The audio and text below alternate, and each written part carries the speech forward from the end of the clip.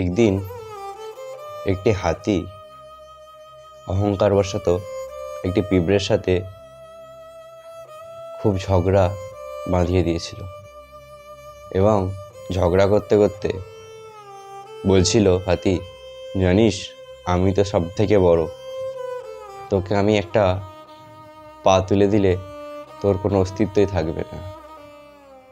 তো এই রকম ঝগড়া হতে হতে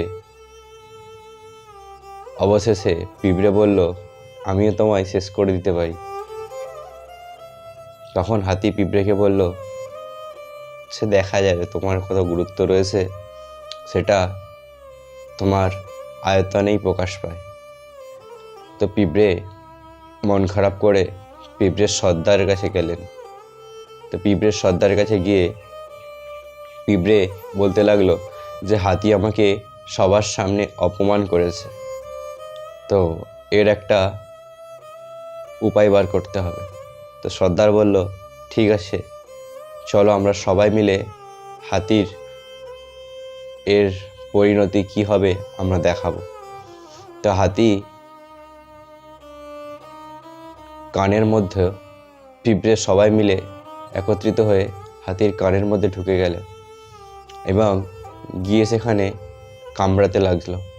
আর সেই সময় হাতি রাজামশাইকে কাঁধে করে নিয়ে পরিভ্রমণে বেরিয়েছিল। তো সেই সময় যখন কানের মধ্যে পিঁপড়েগুলো কামড়াতে লাগলো, হাতি তখন সুর নাচাতে লাগলো এরকম করে, আর টলমল করতে লাগলো। আর সেই সময় রাজামশাই পড়ে গেলেন নিচে।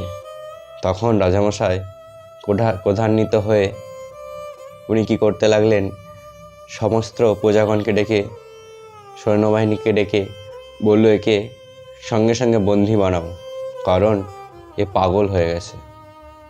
তো বন্দী বানিয়ে একে মৃত্যুদণ্ড দেওয়া হলো। তো আমাদের এখানে শিক্ষণীয় কী আছে না, আমরা আমাদের জীবনে ছোটোখাটো ভুলগুলোকে কোনো গুরুত্ব দিই না, ছোটোখাটো ব্যাপারগুলি কোনো গুরুত্ব দিই না, কিন্তু সেই ছোটোখাটো ভুলগুলি আমাদের জীবনকে মৃত্যুদণ্ডের জায়গায় পৌঁছে দিতে পারে।